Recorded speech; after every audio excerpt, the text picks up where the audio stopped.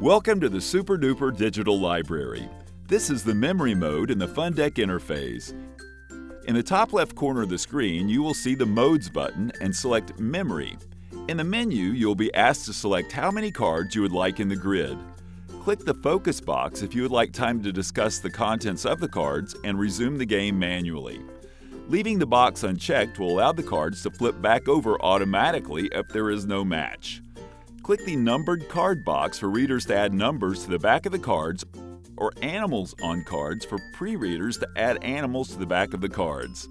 Students can describe which cards they would like flipped over. This is ideal for students who do not have remote control of the screen. The Random Cards button will pick cards to be displayed for you like a shuffled deck. The Pick Cards button prompts you to select cards that will be presented during the game.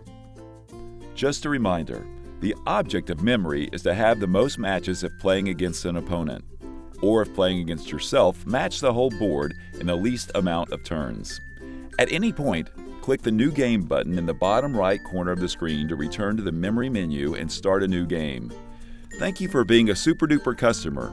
We hope this helps you reach your therapy goals.